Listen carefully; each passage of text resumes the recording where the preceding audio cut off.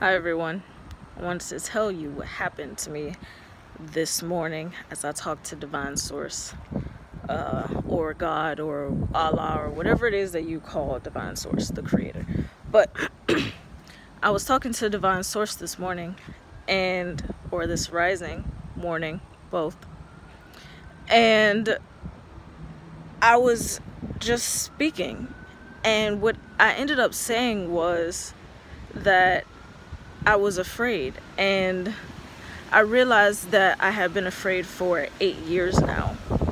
And for the past 8 years, I might have dabbled into not showing fear and leaving my body, but really, about 8 years ago, I had an experience that made me have an outer body experience.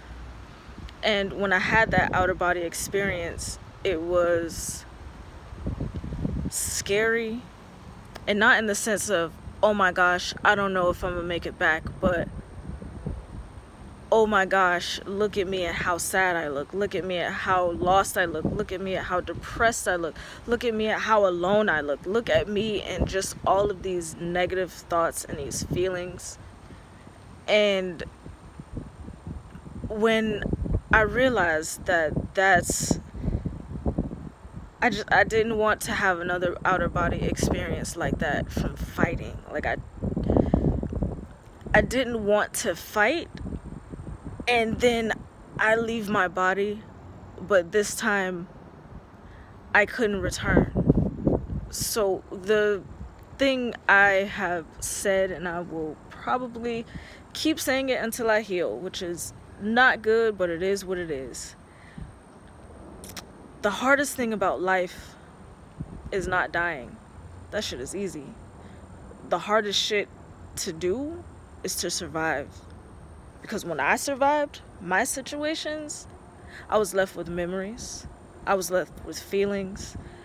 I was left with questions. I was left with so many uncertainties and so many strong negative feelings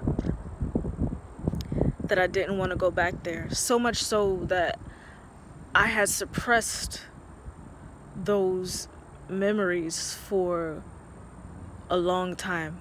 And if you haven't heard me say this, I'm gonna say it again. It was like the Slingshot Effect.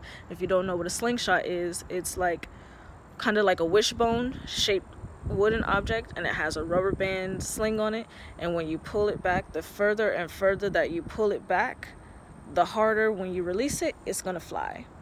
The harder and the faster that it's gonna fly.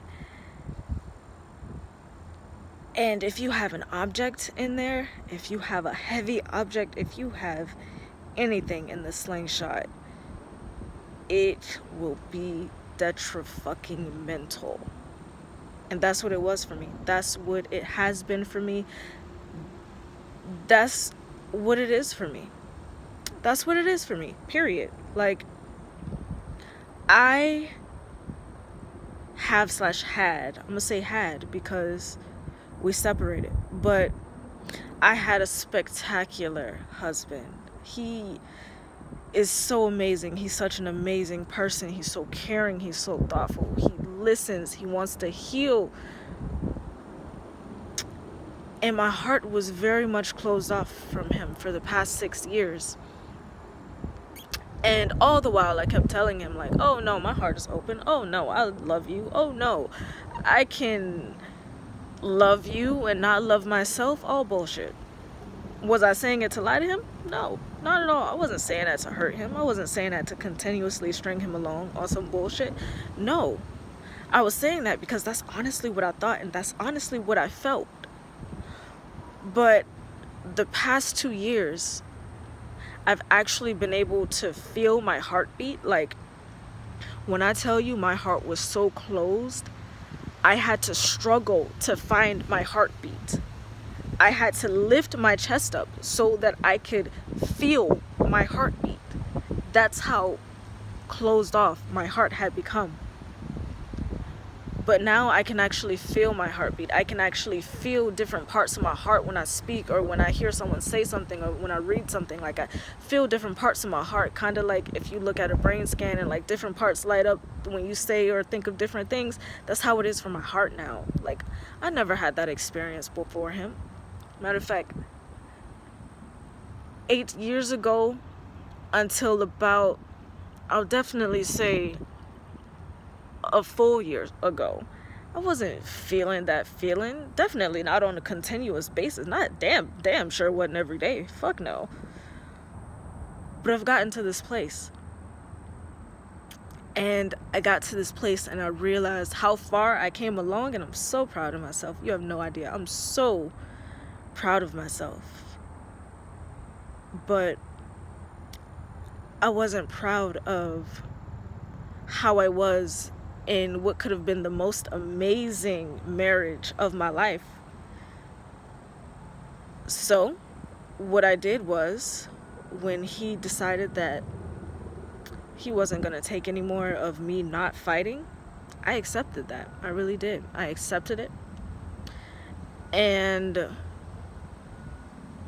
the more and more that we separated, the more and more I had to accept that I was the reason for it to end.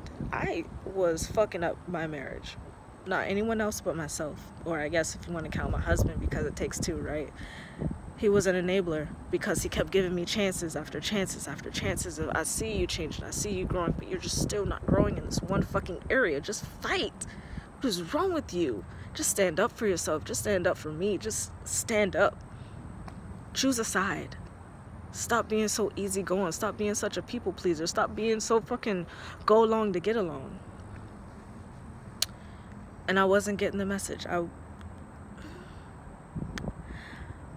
I have progressed a long way, first of all. I'm gonna give myself the credit because I know what the fuck I've been through and I know what the fuck I'm doing now.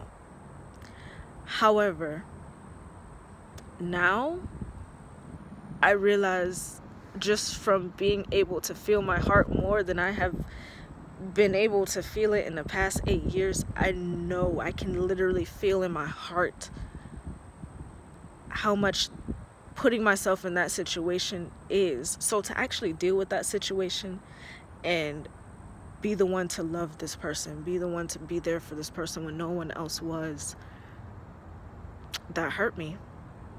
And I chose to disconnect. I chose to do my best to disconnect from him. Because, believe it or not, I love him that much. I love him enough for him to not have to deal with my bullshit anymore. I love him enough to just let him actually be free and be able to love someone fully, and someone be able to love him fully. I'm not going to apologize for my tears because I'm speaking from my heart. Something that he's been wanting me to do for a long time. But everything happens for a reason. I know I am 98% of the cause. So even though we aren't together now, this has been a good foundation for me to actually speak from my heart. So for anyone who has the same mindset as me, as the scariest thing in the world is just to survive.